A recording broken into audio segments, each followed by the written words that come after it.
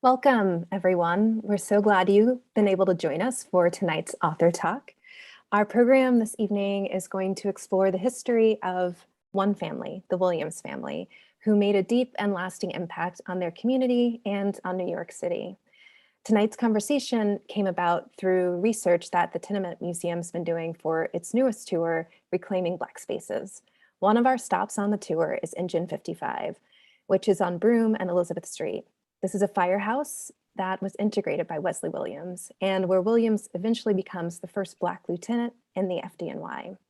His father, James H. Williams, as we'll hear tonight, held the position of the head of the Redcaps at Grand Central Terminal, and both father and son worked for access and equity for Black New Yorkers. The museum's research into Williams' story delved into the work of both of our guests tonight, who have each written books about members of the Williams family and their legacies. Their conversation will connect the Williams family stories to what was happening in New York in the late 19th and early 20th centuries and the legacies of their stories today. Eric K. Washington is an independent historian and a Bundles Community Scholar of Columbia University. His books include the recent biography, Boss of the Grips, The Life of James H. Williams, and the Redcaps of Grand Central Terminal, about a once influential Black railway labor figure and his Harlem-based workforce.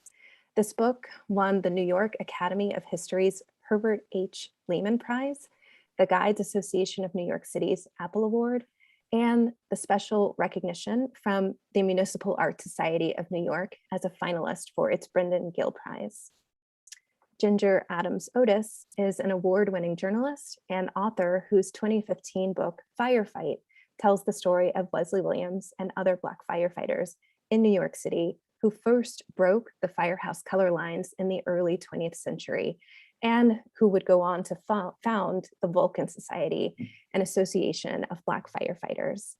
Firefight juxtaposes the history of Williams and other trailblazers against the modern day legal battle for inclusion, which is still being waged by the Vulcan Society today. Throughout this event, please share your questions in the chat and we will make sure they get to our guests. Welcome, Eric. Welcome, Ginger. We're so glad to have you both here for tonight's discussion. Ginger, I'll turn things over to you. Great, thank you, Laura. We're very excited to be here. Eric and I both love to talk about our projects, and we're really going to try not to just overwhelm everybody with too much information and have some fun during the next hour. Eric is someone who I met purely by accident. When I was writing my book, I was doing some research, and I came across him giving a tour in Upper Manhattan, and he was so fantastic and so full of information. I said, I have got to know more about this man and I need to take him out for coffee. And while we had coffee, we discovered that while I was working on Firefight about Wesley Williams, Eric had his project in mind, which was about Wesley Williams' dad, James Williams. And we were sipping our little cups there in a cafe when we both realized we were working on complementary projects and that we could help each other. And it was a meet cute, I would say, Eric, wouldn't you say?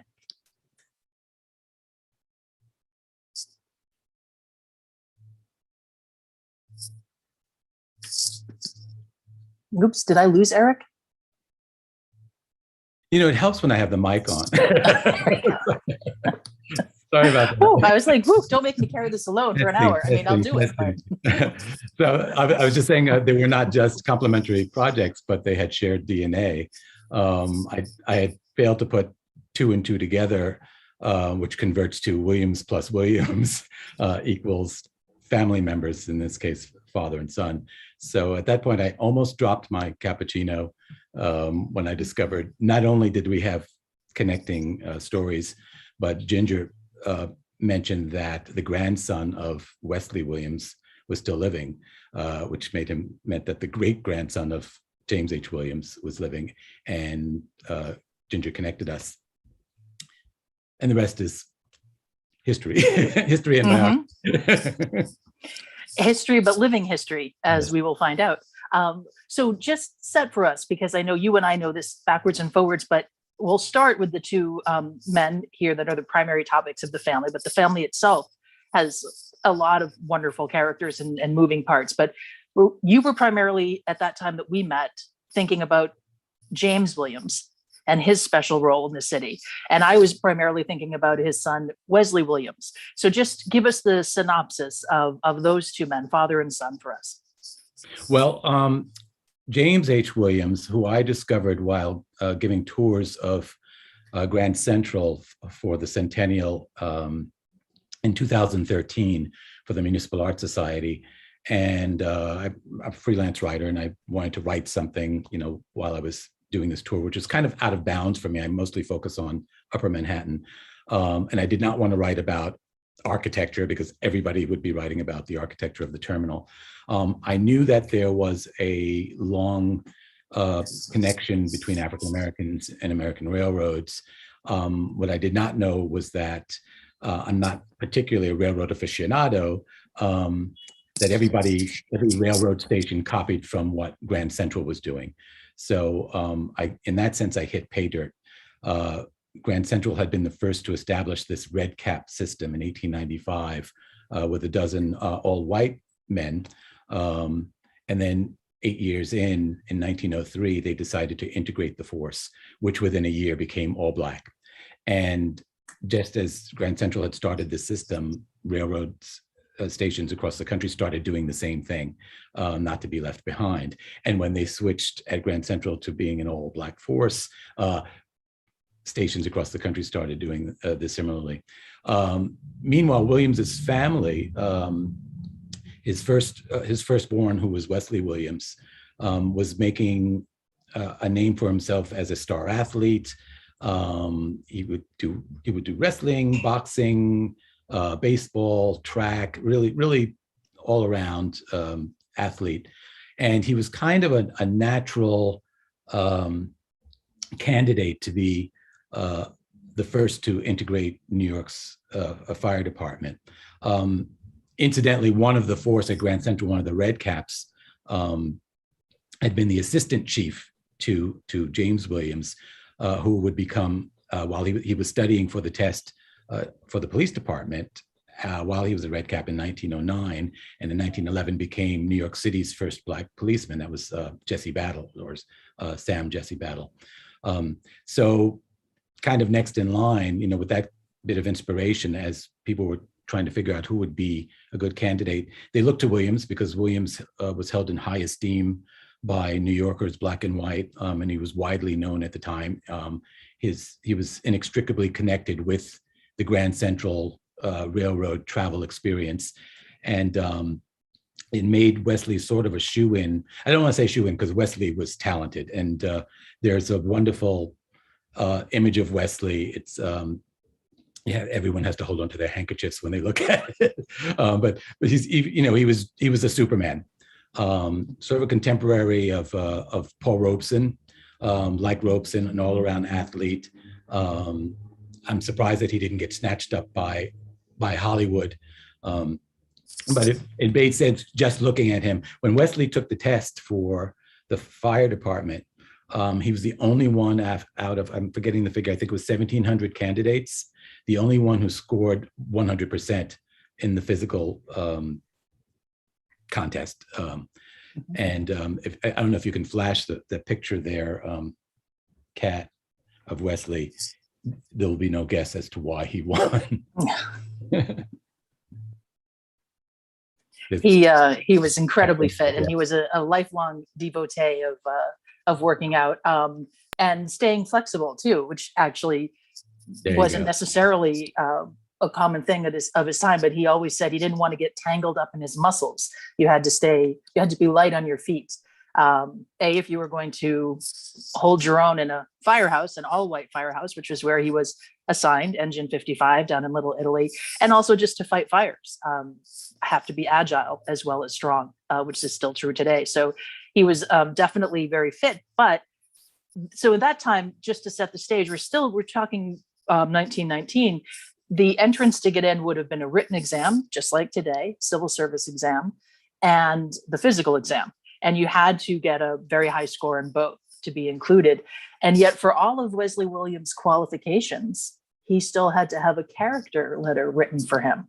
I understand, which is interesting. And the legend goes, I was never able to find it, but I did speak to a scholar on this topic, and he allowed that it was a definite possibility. But the legend was that his father, James William, drew on his extensive contacts and got one from Teddy Roosevelt.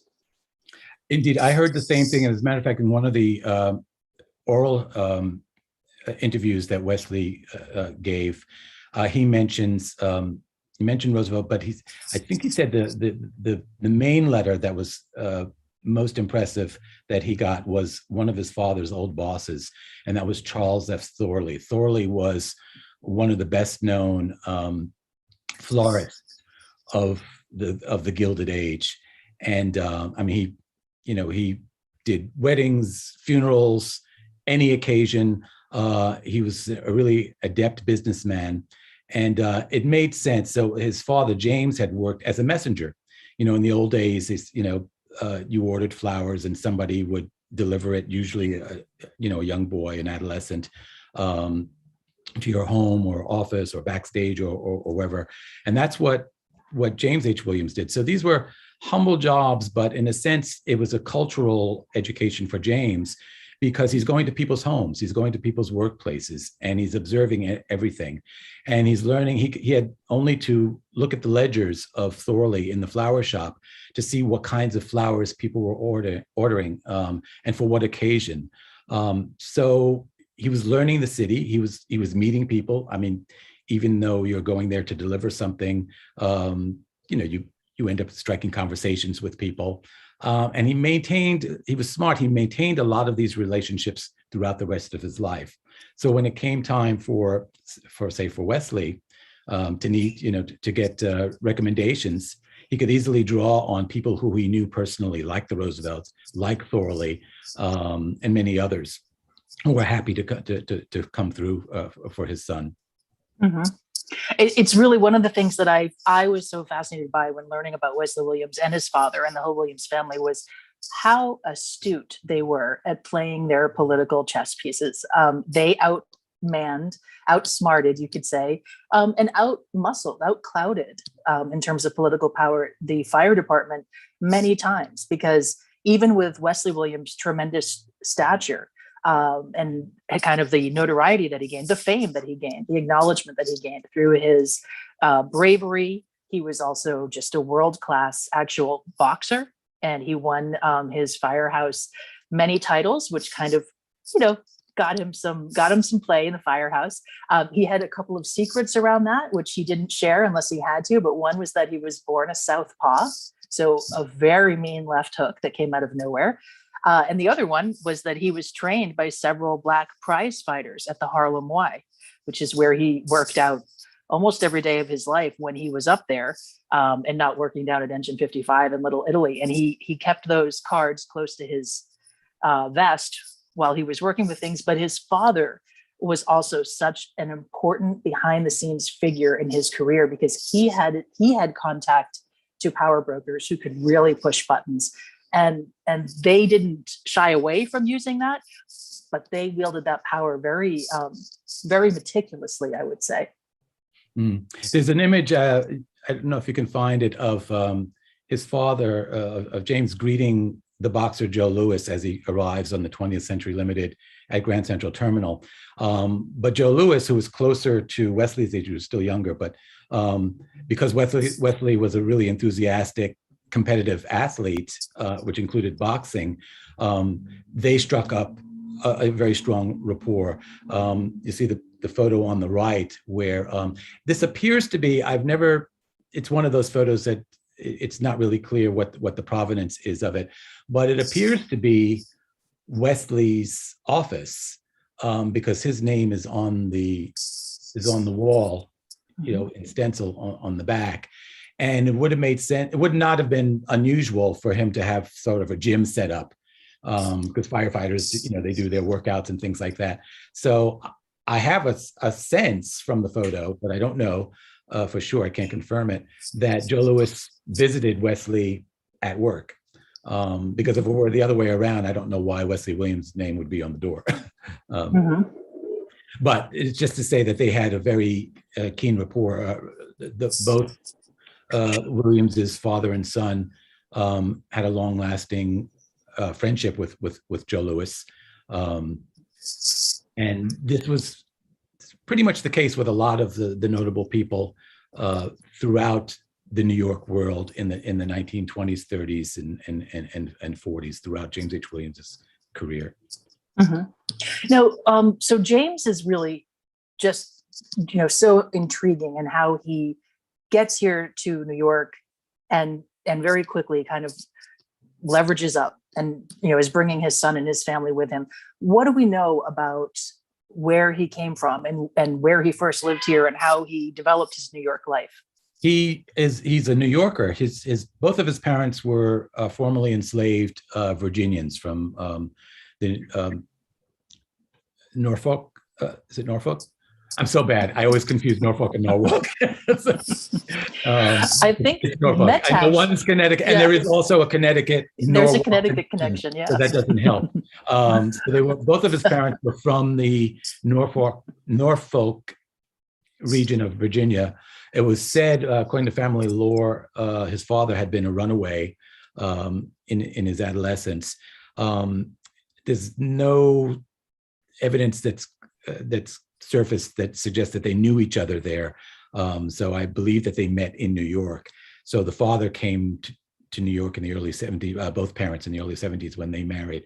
So James was born, I think he was the third of their several children, in New York, in an apartment, in a tenement, fitting for the setting, on West 15th Street, that is still standing. I mean, I probably couldn't afford to live in it now, tenement or no.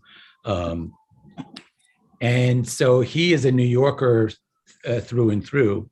And he, Wesley, his first two kids are Wesley and then Gertrude, are born in Hell's Kitchen. So they're kind of moving up from 15th Street up to the 20s, many years before they finally arrive up to Harlem in about 1903, when they are, one of the first of the discernible Black wave of citizens who are moving to Harlem from other parts of the city, and certainly before the famous Great Migration that will begin, in the coming decades. Mm-hmm. So James actually was down in what we would today call Chelsea. What we call Chelsea, and that area was sort of the bottom area of this sort of amorphous district known as the Tenderloin, which was famously notorious as a sort of pleasure ground with a lot of saloons, entertainment, nightlife. It abutted the theater district, which at that time was in the 20s and 30s, which was also the hotel district. All of that kind of migrated upward to around Times Square, which his old boss, Thorley, who I mentioned, had much to do with. I mentioned he was an astute businessman. He bought a lot of real estate, and he bought this little parcel, triangular parcel at 42nd Street, where Broadway crosses 7th Avenue. And he sold it in 1902 to this newspaper company. What were they called? The New York Times. And and it everything changed. And James Williams, as a kid, he's working. He's no longer a kid by this time. This is 1902, so he's a young adult. But he's working for Thorley at this time. So he's there when all of this really monumental action is taking place. And of course, Wesley is a little boy at this time. He's about 4 or 5 years old. And all of this kind of puts James in really good stead by the time he moves the family up to Harlem in about 1903. He's got this wonderful work location, which is Grand Central Terminal. They've just started breaking ground at the terminal, which they're building right on top of the footprint of Grand Central Station. So they just started the construction for the terminal that we know today. And as he moves there, he moves to 134th Street, which was like one of sort of the original streets where Blacks start to move when they're moving up there. And right away, he's a man of influence because, that's great. So this is the building where he first lives. It's about the one where, if you could see the arrow at the bottom of the photo there, it's the building right above that arrow. And to walk up, I think it was number 8 West 134th Street. And this is his family. You see Wesley with his arm around his sister Gertrude, and Leroy was a younger brother, still on his dad's lap, and that's their mother, Lucy. And so he works at Grand Central, that's got prestige. And he had been working for many, many years for Charles Thorley. That's a big deal. It was probably Thorley who also recommended, again, some things are just lost to history, but it was very likely Thorley who recommended Williams for Grand Central. It would have to have been a white figure of great prominence and influence for them to have integrated the force. And that most likely person was Thorley himself. And he's going to, he comes back later and plays, aside from the possible letter of recommendation, another big role in Wesley's ascension in the fire department, but we're getting ahead of ourselves in history. So you mentioned we saw the tenement where the family had lived. Are there any other buildings in the area that are still there that James Williams would have inhabited or frequented? Yes, actually, I think it's maybe the first image after the title page there. There's a picture of the school that James went to. It was called Colored School number 4. And by the time he went there, it had been changed to Grammar School number 81. That building is still there. I'm actually in the process of spearheading a campaign to get it landmarked. So landmarked, that's it. So that's at 128 West 17th Street on the south side of the street. If any of you know Housing Works thrift shop, it's across the street from it. That building that's cut off to the left of it is St. Francis Xavier School. And the building is, when I discovered it, we live in an age of Google Maps. So I'm looking and say, oh my gosh, this building, I think this is still it. Then I was able to dig up old building plans. And it came after a model, sort of like the Carnegie Libraries. They were kind of a cookie cutter, so most of them are basically the same design that was dispersed around the city. So it was designed in around the 1840s for primary schools, for the general public, so for white students, not just Black students, all over the place. This was probably opened in around 1853. And by the time James would have gone there, it would have been in the 80s. And by that time, a lot of Black children were starting to go to the general schools, which they should have had a right to do, but it was having after a new civil rights law in New York in 1873, which kind of reiterated the rights that they had won in earlier constitutional amendments.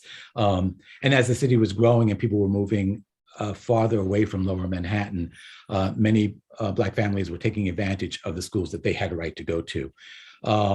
So this school was kind of founded after, it was kind of a relic of the slavery era, but there was a certain pride of place because this was also where a lot of the Black educators really cut their teeth and really made them into pillars of the community. So this building is still there. James went there. And then when they moved farther uptown, he moved to another tenement, the one I mentioned that we saw on 134th Street.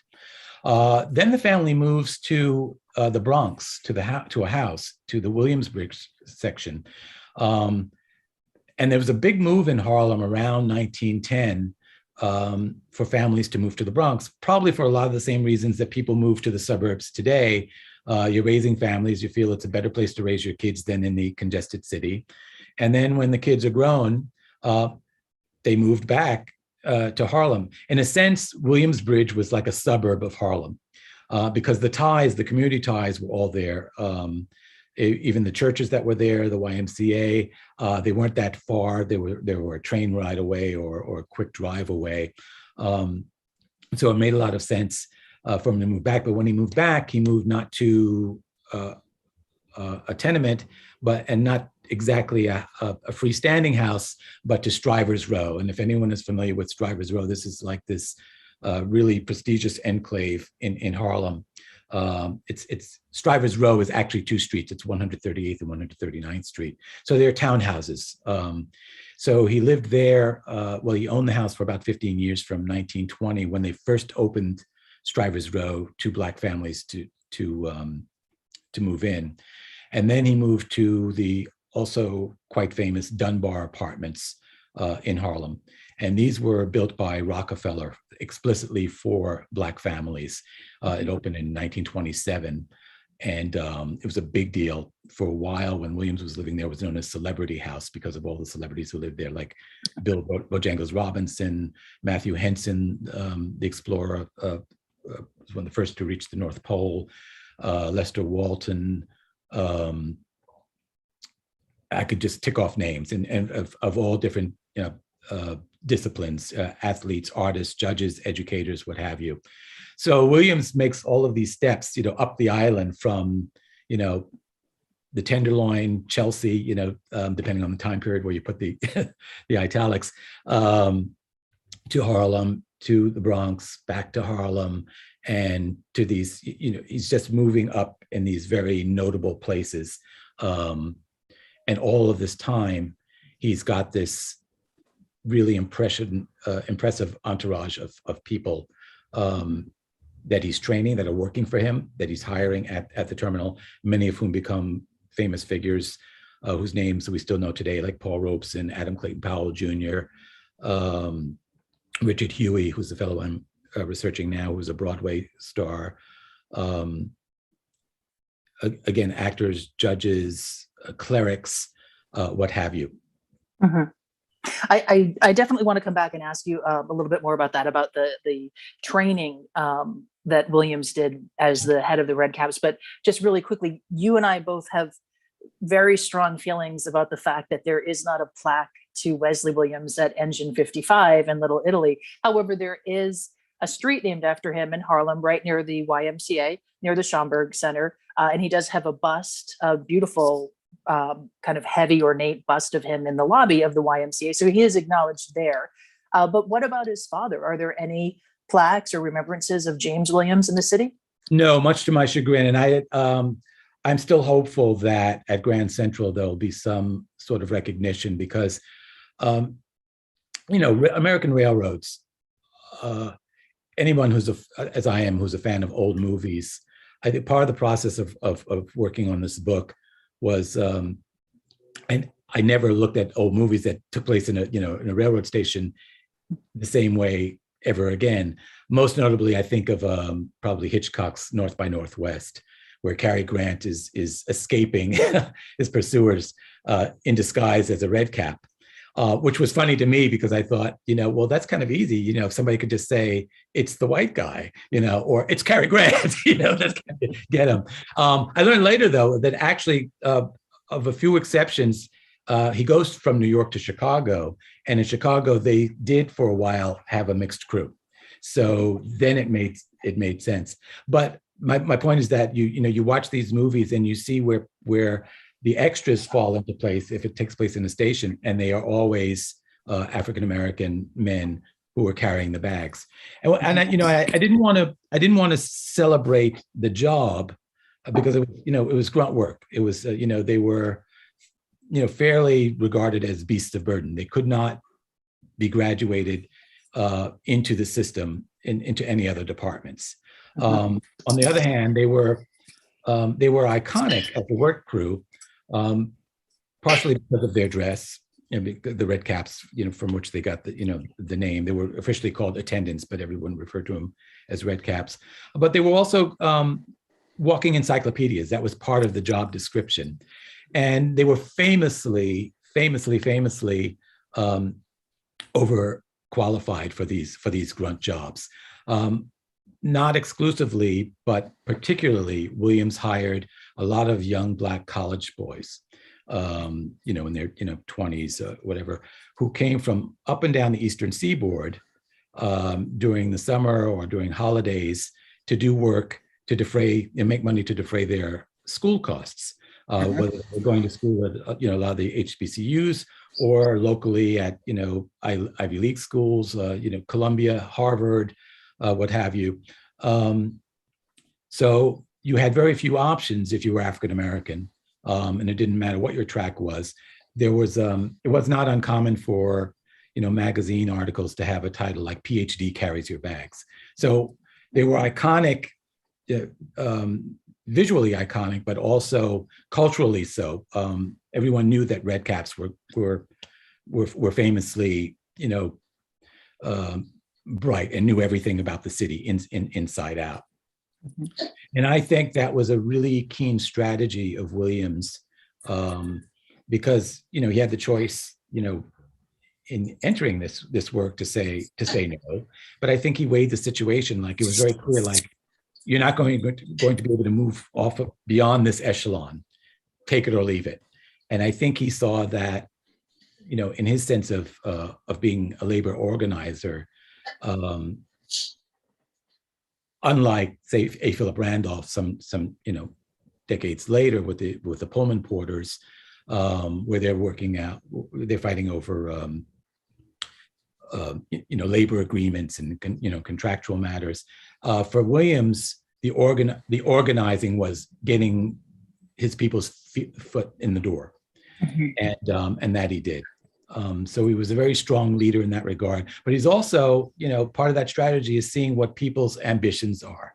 You want to go to school, and we need you to go to school, and you will finish, and then you will be able to give back to the community. Although it was not unusual for a lot of red caps, they would finish, they would get their degrees. There's a poem that I include in the book, Doctor by Day, Red Cap by Night. So there were a lot of gentlemen, who moonlighted, as red caps, because depending on what the economy was, certainly during the 30s. In the 20s, everybody seemed to be rich, we're in the money. In the 30s, during the Depression, you could not have too many jobs. So it worked out for a lot of the red caps in that way, where, some were, you had a lot of dentists who came through, which was interesting because, more so than medical doctors, because if you were a medical doctor, if you were Black, you had less chance of, getting a residency with some other team at a hospital. Whereas if you were a dentist, you had a lot more autonomy in terms of putting out your own shingle. So it was I think it was just a very, very interesting strategy that he had in terms of how he hired and who he hired. Mm-hmm. And I apologize for the New York City music that is blaring. I've got my own. Okay. That was a car horn going on. The main drag. Yes. And actually, even Wesley, when he was younger, was a red cap, although he did not do it at Grand Central, probably to avoid nepotism, right? He went over, or charges of nepotism. He went to Penn Station, but he did later say in an interview that taught him the value of learning how to engage with people. You got tips, the better you did your job, and the more you could engage with people in a way that they found meaningful, the better the result was. So he said he learned a lot from that. At this time, with this family, I mean, it's really interesting to me. I read a lot about James Williams, and the descriptions of him talk about his elegance. And this would have been probably a little bit later on in his career, but he never carried the bags. He would just gesture, summon like people. I carry a small parcel, yes. But yes, and so it was such a mark of stature. If you were a white traveler of note and you were not greeted by James Williams, and he was not there to arrange for your bags to be taken, you were nobody, essentially, coming into Grand Central Terminal, because he was considered really the figure of control, of power, of giving you a sense of stature, was that you had a connection to him. Exactly. When we travel, we all have our own individual ways of kind of measuring the beginning and the end of a trip. But for many people in the great age of rail, they measured their trip by seeing Williams's face, at the gate there, when they were leaving, and then seeing his face when they returned. And that these were the two, parentheses, that finished it off. And because he was well known, in his connection with the railroad, I'm sure there were people who wanted to get his attention and thought of themselves as big shots. And if he didn't acknowledge you, then that might have said to other people looking at you who you told you were a big shot. That would have left an impression, So much of his role, and he started out as a red cap carrying bags like everybody else, but once he was made the chief attendant 6 years in 1909, his job became much more ceremonious. So he would deal with personally, Eleanor Roosevelt and Al Smith. There's an image I think I have there of him sitting. It's a studio photo, sitting with a bowler hat that it's rumored that Al Smith had given to him. So they were sort of lifelong acquaintances. And people like Smith and all of the Roosevelt families from both Roosevelts, Teddy and Franklin, both of those families would wire ahead to say that they would be passing through the station. You also had, because people use the rails so often, when they were raising their kids, the kids are growing up, seeing Williams's face throughout. It wasn't unusual for parents to wire ahead to say, my kid's getting out of school. Will you make sure that, you meet her and get her into a taxi so she doesn't wander off to, see that boy that we don't want her to see, get straight home or whatever. So, and some wives called and said, my husband's drunk, make sure he makes the train. Yeah. So he's growing up with these families, and in many instances, he becomes, there's an expression, I waited tables for many years, somebody has more friends than head waiter, which is to say that, these are really kind of shallow relationships. In a sense, that could be said about the Redcaps, he knew so many people that was inevitably true in many instances, but there were so many more where you could see that a lot of these figures deferred to him because they respected him. I think this showed up, interestingly enough, when Wesley was going to be promoted to lieutenant in 1927. And Wesley wanted to stay at Broome Street and not be moved. And I think that was rumored that was going to happen. Also, that he was going to get the promotion, but then they were going to give him a desk job so that he would not be seen in a position of authority over white. Right. So white firefighters wouldn't have to take orders from a black officer. Right. So this obviously would not have been considered a triumph.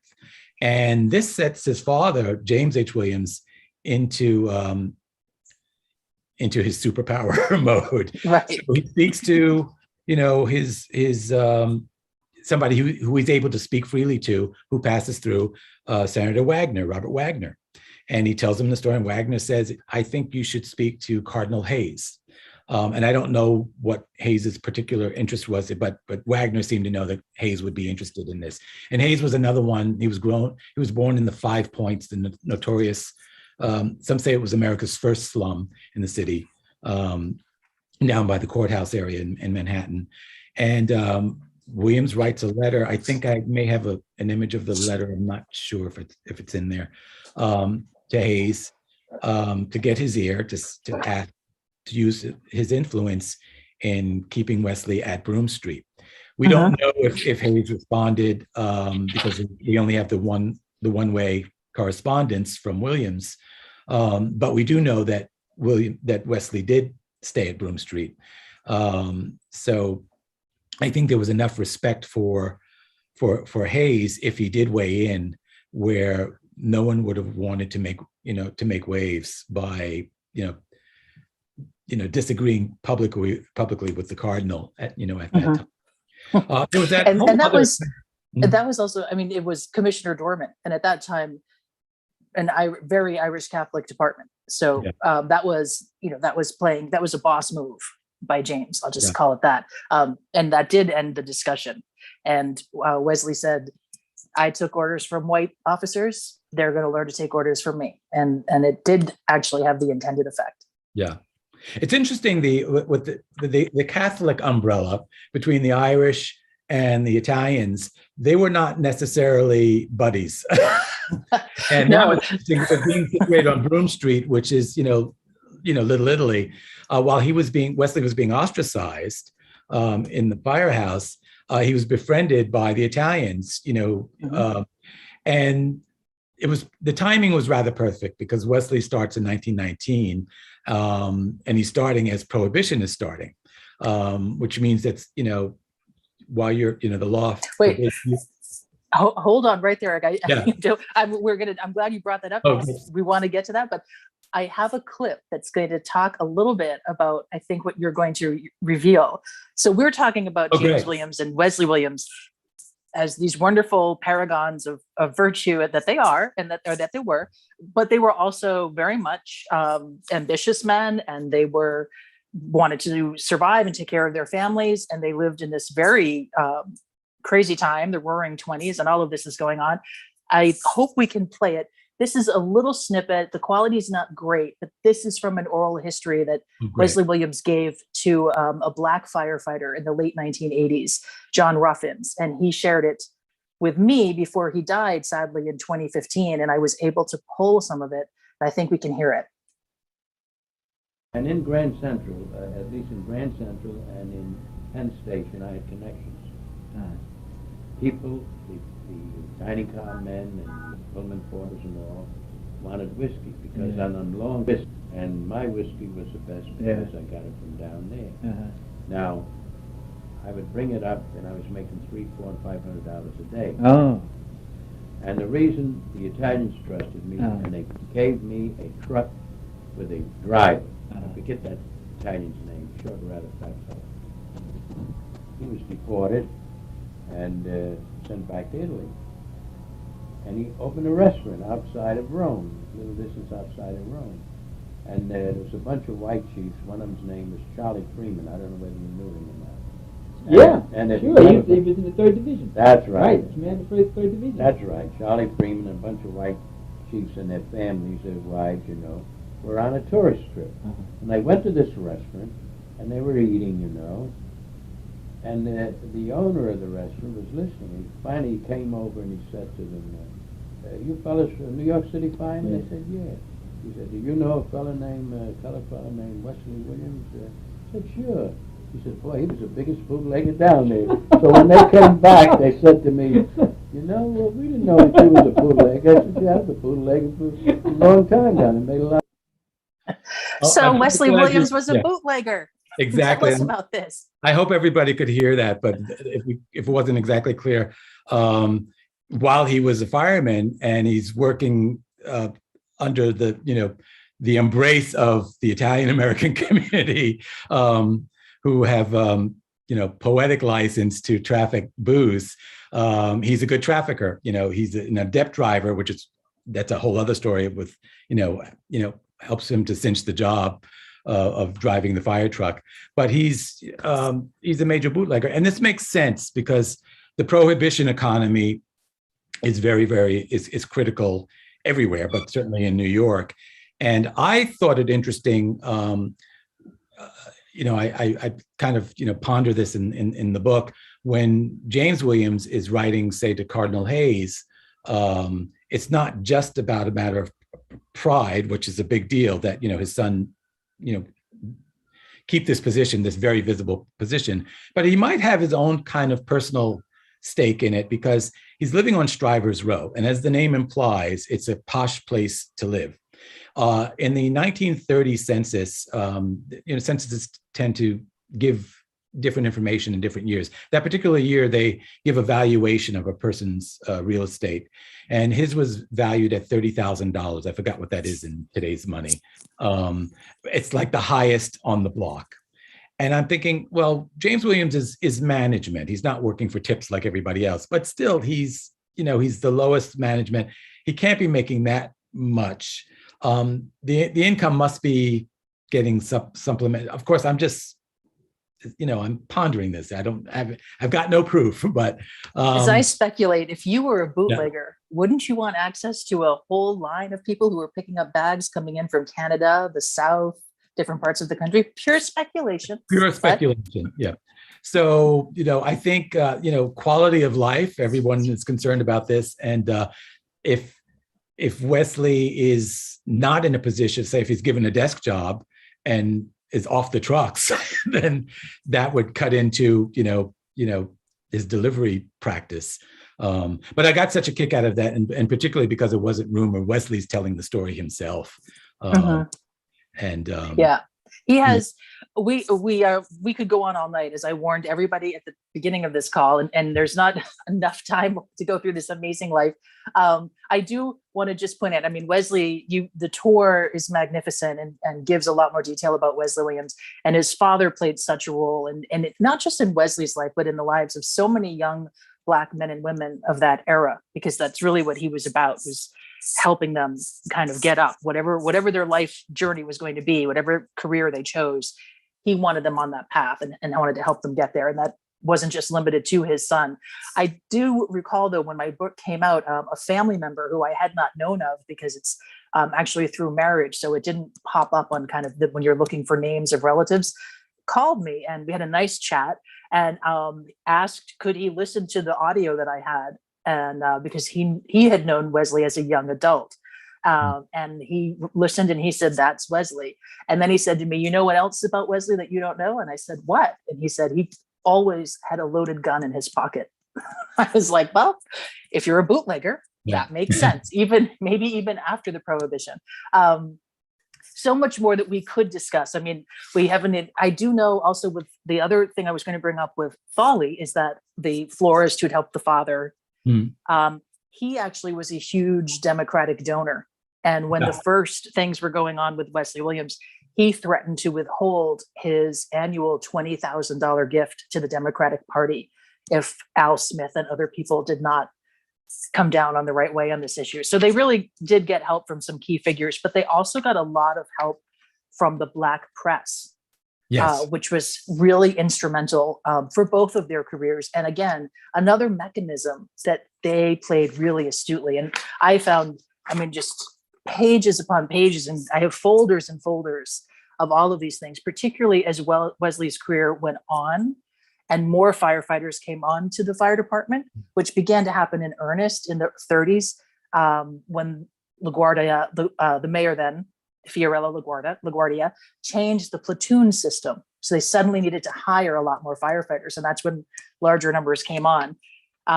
But that's when the Black firefighters started to organize around the Jim Crow beds, the Black beds, things like that. So Wesley, his whole story goes on and on up into present day.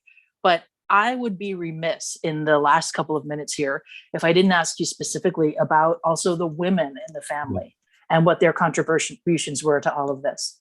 And this is always a frustrating thing, in historical research, because for time immemorial, women get lost in the shuffle because the men are always the focus. Williams had a very, very close family, and I relied heavily on the Black press in getting more information about the women. It's a lot of it is it's anecdotal, so you're not hearing their voices so much. The most prominent of the women in the family was his second child, his daughter, Gertrude. There's a wonderful photo of her, and you can see why she was as popular as Wesley. She was a beauty, and I'm not just saying that because she was beautiful, but she won beauty pageants. She was given awards for her beauty. Matter of fact, one award that she won, it was the Pullman Porters pageant, and it was kind of ironic that the winner was somebody like a cousin to the Pullman Porters, was the daughter of the chief redcap. But that's Gertrude. And the picture on the right is her standing on the steps of their house at Strivers Row, which it looks exactly the same because Strivers Row has not changed, in over 100 years. I found this newspaper clipping that I tucked behind that photo, and she's wearing the same dress. So she was probably going off to work that day, and she was shot by the Pittsburgh Courier, which was a very popular Black newspaper. A lot of the Black press had bureaus, Harlem bureaus, because Harlem being the capital of Black America, you would want to have a bureau in that town. So you had the Chicago Defender was here, the Pittsburgh Courier, and she made much of her living as a manicurist. She had theatrical ambitions for a while, and then she went into the beauty culture. So it was a way kind of keeping her hand in, because she still had access to a lot of the stars of the neighborhood, and working in a beauty shop or barber shop, you have all the access to the news, you call it gossip, but it's news, it's so she was in the loop constantly. Lucy, their mother, Williams's wife, I've seen pictures of her. She's a stunning woman. I know less about her. When she dies, everyone's, raving about her. She was the perfect host and everything. But I kind of had to coax a lot of her personality. It's just really kind of hard to tell, just because, she just she wasn't the focus of most of the press. But he's surrounded by a lot of, the coterie of people that are in his social circle are very, very impressive when you see who they're interacting with and the affairs that they're connected to.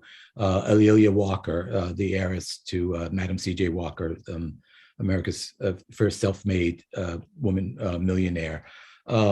His younger daughter, I don't know if I still have the picture in there. Is there a wedding picture? His youngest daughter was the flower girl at the wedding, the famous $1 million wedding that Aaliyah Walker gave in 1923 for her daughter. And so Williams has these connections, as I say, both in the Black social world and the white social world that he maintains. So it's this constant balance. It's interesting because, when the book comes out and it's about, logically an unsung figure. And then I've gotten a lot of reactions when people who read the book and they say, he was pretty sung.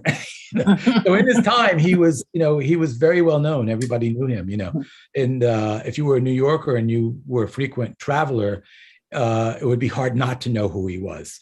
But this happens in life, a lot of, I came across, I feel that James Williams introduced me to a lot of people who were more famous than he was in their own right and are even more forgotten.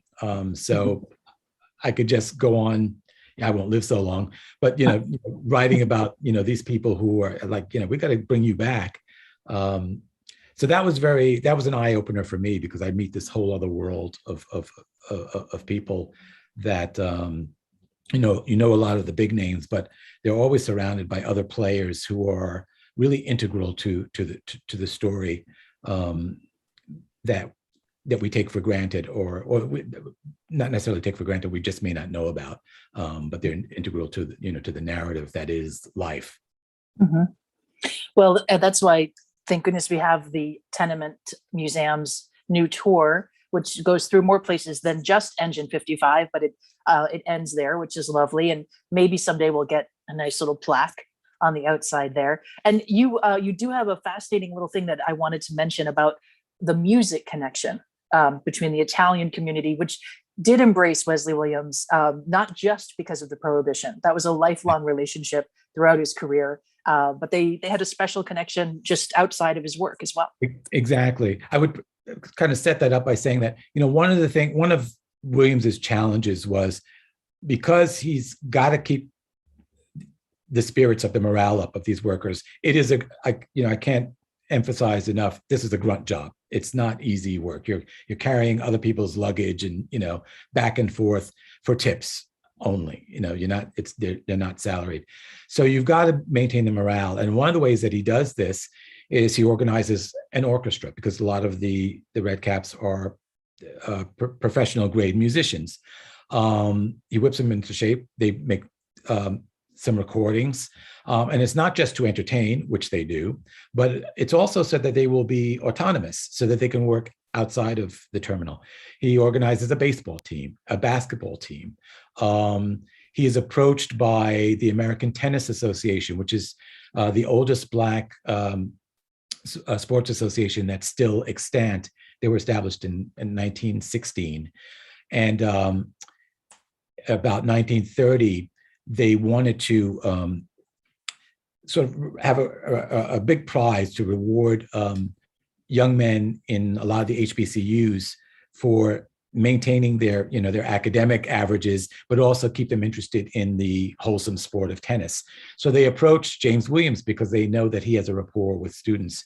And the Red Caps get together at Grand Central, and they decide to sponsor they name it the Williams Cup after James Williams.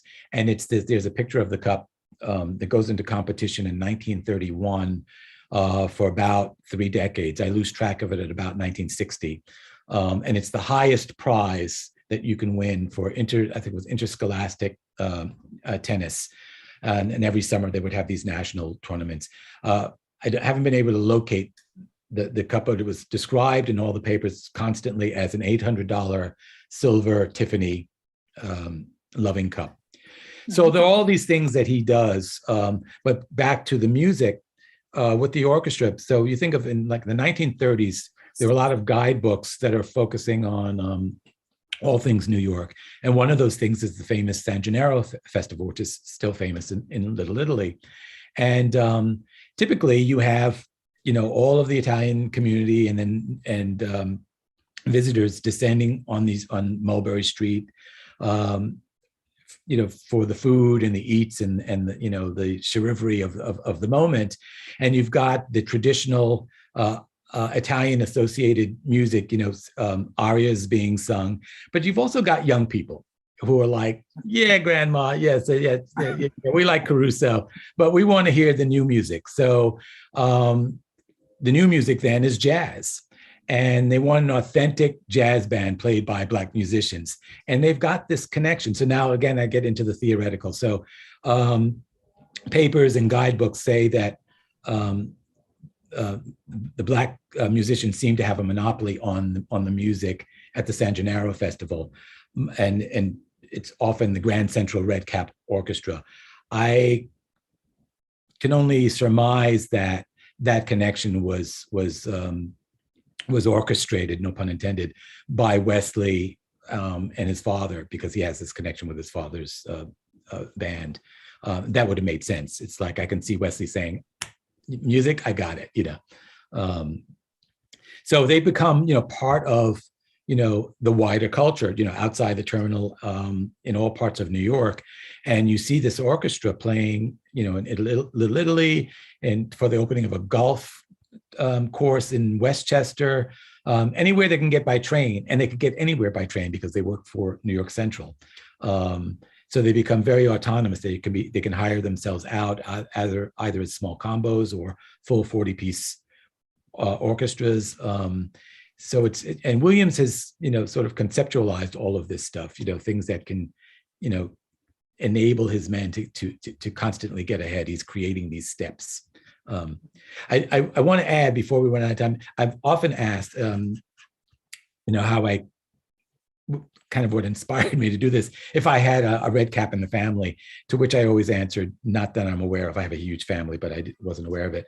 My mom passed last year, and as people want to do, you start digging and digging and digging. And she was raised by relatives in Jacksonville, Florida. And I go back and I look in these records of Daddy Frank, who I met when I was 6 years old, when she took us down there. And I see, oh, he worked for the railroad station, for Jacksonville Railroad. And it turns out he was the James Williams of the Jacksonville Red Caps. So when they started to unionize, a la the Pullman Porters, after the Pullman Porters did in 1925, in 1939, 1940, when the Red Caps started to organize, and they have these big meetings in Washington, D.C., because the railroads are disclaiming them and saying that they don't really work for them. They just indulge their presence there.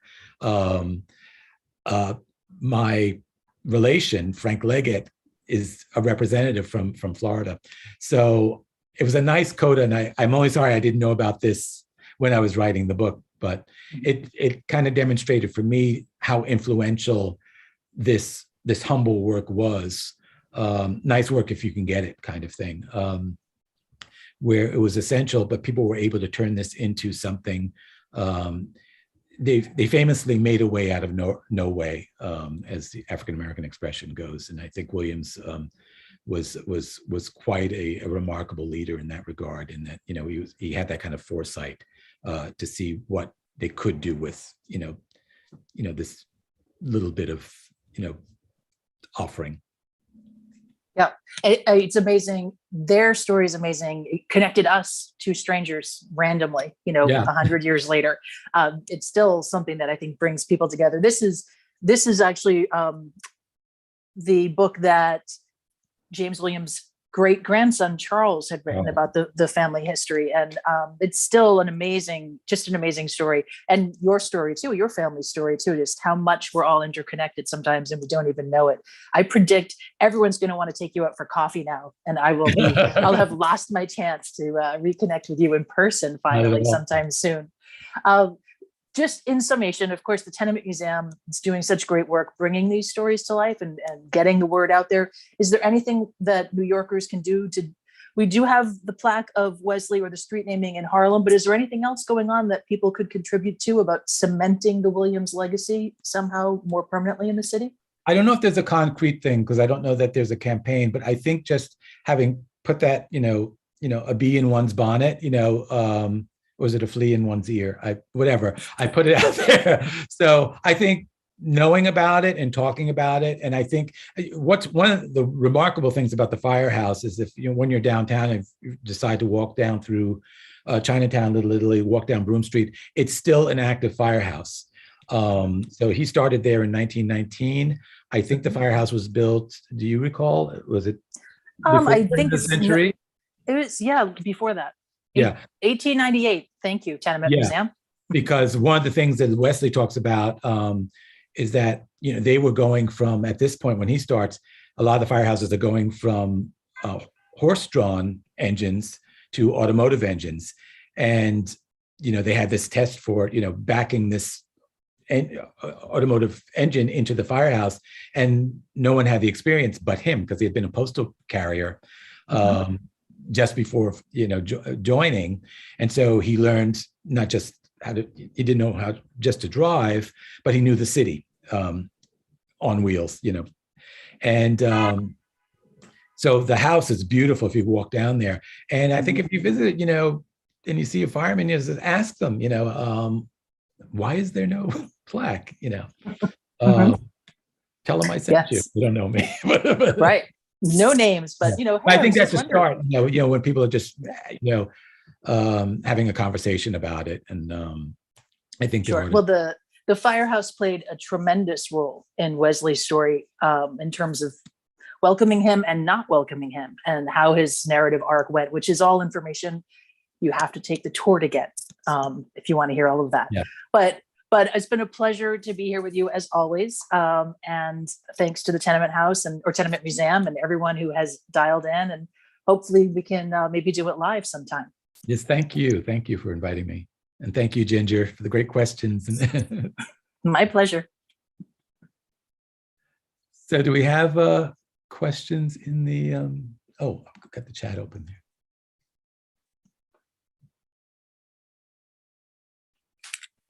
Oh, yes, I see a question. Can I jump in? I think we might have, Eric, we might not be live anymore.